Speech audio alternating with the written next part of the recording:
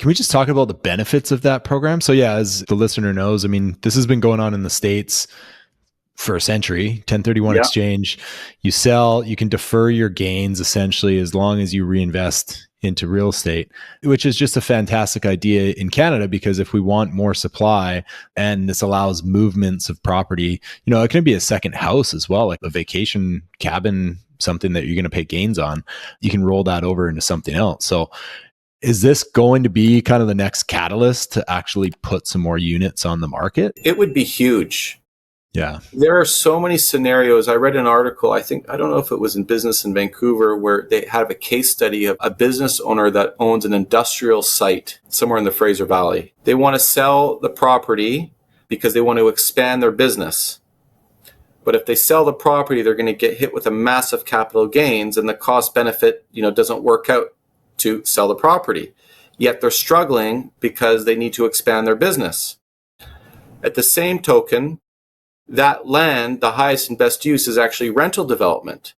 And so if they sold their property to a developer, now we would have much needed rental housing built. So win-win for everybody, win-win for the community, win-win for the renters, more supply, win-win for this business owner that they can go on and expand their business and hire more people.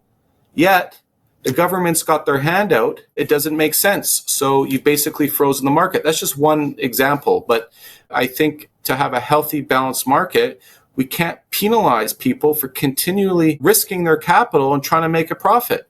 And if you keep taxing people to oblivion, we're going to lose the entrepreneurial spirit here in British Columbia and Canada, and people are going to take risks and move their money elsewhere. What's funny is I just dealt with this in my own business, where I had a land assembly where there was 4 houses for sale. Yeah. And then the 5th one, the corner one, which was kind of like the money property to the whole thing, was a rental property. So the 4 owners, all owner occupied, wanted to live there. And then the rental property on the corner, I approached them and said, do you want to sell, so that we can build an apartment block? And they said no, because if I sell, I'm going to get killed on capital gains. That's right. So they just didn't sell. So the corner one's still there. The other 4 sells, and now they're building 16 townhomes when it would have been 72 unit. That's right. Building, all because of the one person. And she's right. She would have effectively not made any money because of that. Yeah. It makes more sense for her to just keep the property as a duplex rental with 2 units there. It's a funny thing.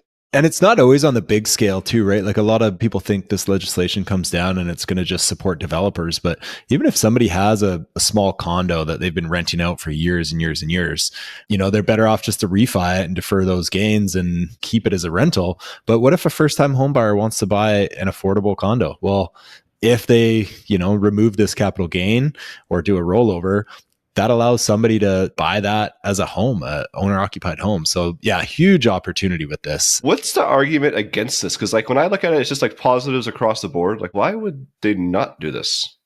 I couldn't think of a real reason. The government is used to extracting their pound of flesh, and our whole system in Canadian government is based on a very onerous tax ethos. And things are changing now, because now we realize that we have to compete and we have to attract capital and we have to bring back investors. And I think foreign investment would be very healthy for the economy. And Trump's putting on the pressure. And maybe he's doing us a favor in the long term, that we can't be reliant on the United States and that we have to grow up and look at alternatives and create a more healthy, balanced economy. Because if we don't, we're in serious trouble. Yeah. And the beauty of this program is, if you're reallocating that capital back into Canada, that's right. The key point. Because right now there are people, selling assets and going elsewhere, like the States or Mexico or wherever you want to go. Do you know how many BC developers have pens down? They're done with Vancouver. They're moving to Calgary. If that's not a sign of the times, I don't know what is. But yeah. They don't want to have anything to do with taking risks here. And just to build anything here takes years. In Calgary, you can get something done in a year, go through the entitlement process and make some money and provide housing. Yeah, I'm sure this is a lot in your report as well. It's the uncertainty that we've had over the last couple of years is killing transactions and killing opportunity. And this is a great program, but to summarize it over it's just about a year now. Capital gains inclusion announcement came out. It was supposed to be implemented in June, then maybe delayed, then it's going to happen, it's not going to happen. And now we're talking about wiping it out altogether. Larger transactions take a long time. So if somebody put pen to paper, you could crystallize those gains previous, like you could, reassign that asset in a different corp and pay those gains, which was just essentially a money grab from the government.